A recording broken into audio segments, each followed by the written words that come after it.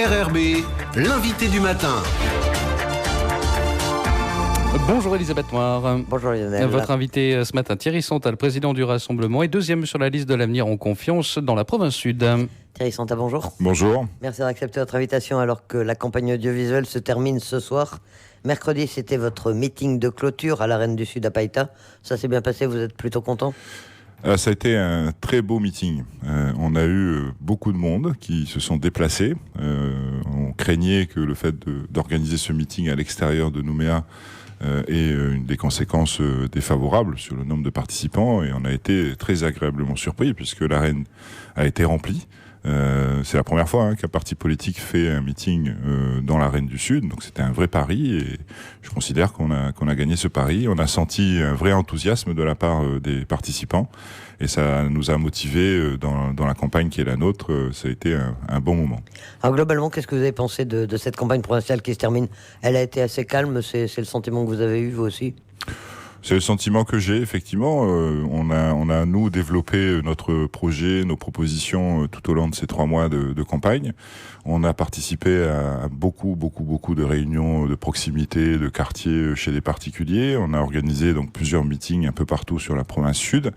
L'avantage de la liste dans laquelle je suis inscrit est une liste d'union de plusieurs mouvements politiques. Et dès lors qu'on fait ce genre d'union et qu'on est dans une campagne électorale, ça mutualise finalement nos moyens, nos forces. Et on l'a vraiment ressenti de la part de nos militants, de nos sympathisants. Et je profite de l'occasion pour les en remercier ce matin. Mais sur tous les supports, que ce soit sur le terrain, comme je viens de dire, que ce soit sur les réseaux sociaux, on a été, je trouve, assez efficace pour faire passer tous les messages qu'on voulait faire passer. Alors une campagne assez calme, je le disais, il n'y a pas eu notamment de polémique comme on a pu en voir dans certaines campagnes précédentes, sauf depuis hier, c'est à l'initiative de la Ligue des droits de l'homme qui met en cause une brochure anonyme. Et en fait, c'est vous qui êtes directement visé. Alors pourquoi avoir publié cette brochure anonyme que l'on a pu trouver dans les différentes boîtes aux lettres ? Alors, je vous remercie de la question parce que, donc, vous savez, c'est une forme de communication. Quand on fait ce genre de choses, c'est pour justement laisser le doute sur les personnes qui sont à l'origine de cette brochure.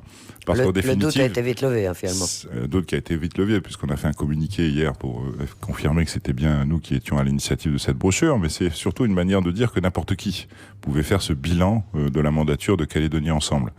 Mais bon, je suis un peu surpris quand même du communiqué de la Ligue des droits de l'homme.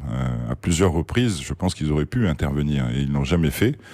Quand je dis ça, je pense aux propos qui ont été tenus, en particulier mercredi soir, dans le meeting de Calédonie Ensemble, où on nous a traités de suprématistes blancs des quartiers sud. Quand vous savez ce que veut dire le mot suprématiste, c'est quand même assez fort de café, quoi. Je pense aux propos de Philippe Gomez au congrès de la Nouvelle-Calédonie, quand il a parlé d'une Kalachnikov pour éliminer tous ces trous du cul. Je suis désolé des mots, mais c'est les mots texto utilisés en parlant des indépendantistes. Là, je pense que la Ligue des droits de l'homme aurait pu aussi réagir, et on n'a eu aucune réaction. Calédonie Ensemble, en 2014, avait fait également un bilan anonyme sur l'activité du rassemblement à la province sud. Et là aussi, on n'a jamais entendu la Ligue des droits de l'homme s'exprimer. Donc, c'est un peu surprenant que cette fois-ci, ils se sentent obligés d'intervenir. Mais pour être clair, c'est bien l'Avenir en Confiance qui a édité ce document et je rassure les représentants de la Ligue des droits de l'homme, tout ça est réglementaire et bien prévu dans nos comptes de campagne, donc il n'y a pas de souci. Voilà pour les précisions sur cette brochure. Dans la campagne également, le soutien du maire de Nouméa, Sonia Lagarde, à votre liste, c'était la bonne nouvelle ou la bonne surprise de cette campagne pour vous ? Ça a été une très bonne nouvelle. Sonia aujourd'hui a une vraie notoriété sur Nouméa. Elle l'a expliqué mercredi soir pendant notre meeting. Elle a pris le temps donc d'écouter tout le monde, de regarder les différents programmes présentés par les uns et les autres. Et la conclusion qui a été la sienne, c'est qu'elle partageait toutes les idées de l'Avenir en Confiance. D'abord, le principe d'une Calédonie française, parce que c'est bien pour ça qu'on se bat, mais aussi tout notre programme en matière économique, d'éducation, de santé, et c'est la raison pour laquelle elle a pris cette décision de soutenir notre liste. Et alors Gaël Yano, lui, qui vous a succédé à la présidence du Congrès, apporte son soutien à Calédonie Ensemble là aussi, ça vous a surpris ou non ? Non, c'est pas une surprise.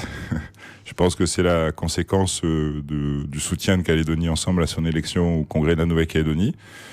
Je suis pas convaincu que ce soit un soutien qui soit porteur pour Calédonie Ensemble. Mais enfin, ça a été le choix qu'il a fait et le choix de Calédonie Ensemble d'accepter ce soutien.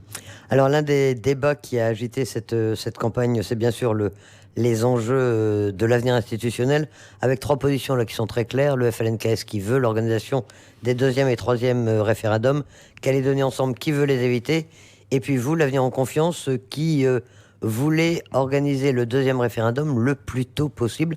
Pourquoi? Quel est l'intérêt de le faire le plus tôt possible? Vous savez, on est dans la même situation qu'on a connue il y a quelques années, à l'époque où Pierre Frogier, président du Rassemblement, avait fait la proposition déjà d'une solution consensuelle, comme le fait aujourd'hui Philippe Gomez, comme il a toujours tendance à utiliser les idées des autres ensuite quand ça l'arrange. Et on est exactement dans la même situation, c'est-à-dire que les indépendantistes font une réponse catégorique négative et demandent à appliquer à la lettre l'accord de Nouméa et donc d'aller au deuxième et au troisième référendum. Face à cette réponse, nous considérons que la situation économique, la situation institutionnelle dans laquelle nous nous trouvons aujourd'hui, la situation sociale, nous incite à aller le plus vite possible pour sortir de l'accord de Nouméa. Il faut absolument qu'on mette un terme à l'accord de Nouméa. On est rentré aujourd'hui dans une phase technique, je dirais, de cet accord, puisqu'on a eu le premier référendum qui a déjà annoncé clairement le choix des Calédoniens. La majorité des Calédoniens veulent rester français, mais la loi prévoit éventuellement un deuxième et éventuellement un troisième. Donc pour aller le plus vite possible, on va organiser ce deuxième référendum. Pour cela, il faut qu'on ait au moins 18 membres au Congrès de la Nouvelle-Calédonie, et je pense que nous les aurons, pour faire en sorte que l'on puisse sortir, comme je disais, le plus vite possible, et véritablement se mettre autour de la table et discuter de l'avenir de la Nouvelle-Calédonie. C'est ça qu'attendent les Calédoniens. Il ne s'agit pas de perdre du temps encore, ça serait encore plus néfaste pour la situation économique et sociale de la Nouvelle-Calédonie. Pourquoi je dis ça? Parce que les indépendantistes donc, aussi veulent ces deuxième et troisième référendums, comme je l'ai dit, mais la loi telle qu'elle est écrite, ça peut prendre un certain temps. Il faut qu'un tiers des membres du Congrès le demandent, et ensuite l'État a 1 an et demi pour l'organiser. Et les tiers des membres du Congrès ne peut le demander que 6 mois après le précédent. Mais au minimum, c'est ce qu'écrit la loi, 6 mois au plus tôt. Donc là, on est dans les 6 mois. Là, on est dans les 6 mois, donc on peut le faire. Mais si nous ne le faisons pas, nous ne sommes pas convaincus, par contre, que les indépendantistes le demandent tout de suite. Rappelez-vous, l'accord de Nouméa prévoyait que ces 3 référendums devaient se dérouler dans la dernière mandature de l'accord de Nouméa. À partir de 2014, à partir de 2014, à aucun moment les indépendantistes n'ont fait cette demande. Et c'est compréhensible de leur part. L'objectif était de prendre le plus de temps possible. Leur objectif est de prendre le plus de temps possible pour peut-être encore éliminer le plus de monde possible des listes électorales correspondantes, pour peut-être encore détériorer la situation économique calédonienne, pour que finalement la réaction d'une partie de la population soit de dire pourquoi pas l'indépendance, ça changera peut-être les choses. C'est toute cette logique-là qui est derrière leur façon de penser et qui fait que, en ce qui nous concerne, l'objectif, je le répète, c'est qu'on sorte le plus vite possible pour pouvoir véritablement travailler sur l'avenir définitif institutionnel de la Nouvelle-Calédonie dans la France. Alors l'autre thème de cette campagne, c'est la situation économique. Et beaucoup de gens ont dénoncé la situation économique désastreuse. Ça a été votre cas également. Est-ce qu'il est possible, pour les futurs élus, est-ce qu'il sera possible de redresser la barre? Et comment? Qu'est-ce que vous proposez, vous, pour sortir de cette situation de crise?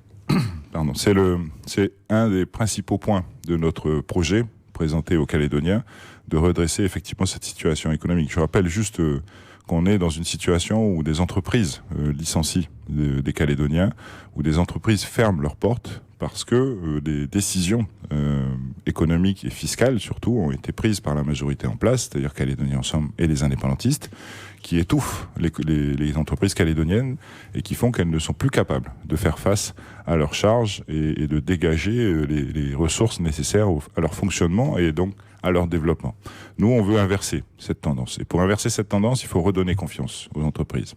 Et la première chose à faire, déjà, c'est de leur donner de la perspective fiscale. On a aujourd'hui il y a eu tellement de changements ces 5 dernières années en matière fiscale que les entreprises calédoniennes n'arrivent pas à se projeter et à faire donc leurs évaluations financières nécessaires à des investissements et donc à du développement.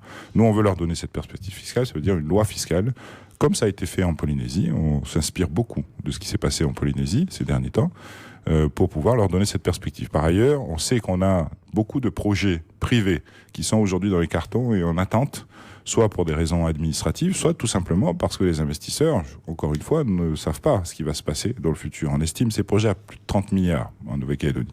Et je ne parle pas du projet Lucie qui va démarrer de 50 milliards.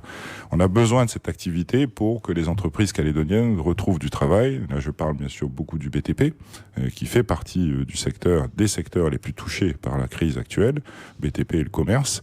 Et on a besoin donc de redonner de l'activité à ces entreprises, de manière à relancer le cercle vertueux économique.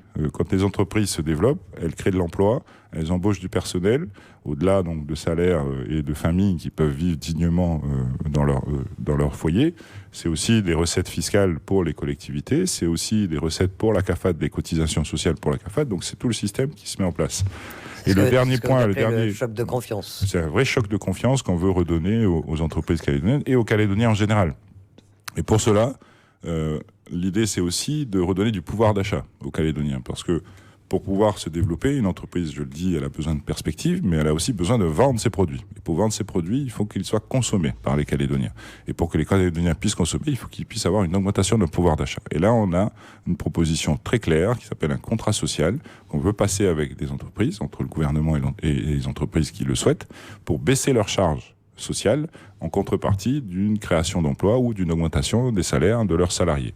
Tout ça dans l'optique de faire monter en puissance le pouvoir d'achat des Calédoniens.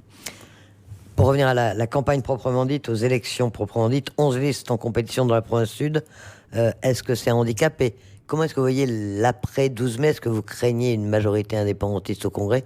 Est-ce que c'est une hypothèse que vous gardez en tête? Vous savez, vous connaissez le système électoral calédonien provincial. Pour pouvoir bénéficier d'une répartition de sièges, il faut passer ce qu'on appelle la barre des 5% des inscrits. Et ça représente 5400 personnes à peu près ici en province sud. Toutes les listes qui ne passent pas cette barre ne participeront pas à la répartition des sièges. Autrement dit, les bulletins concernés, c'est comme si vous les jetiez à la poubelle, ça revient exactement au même.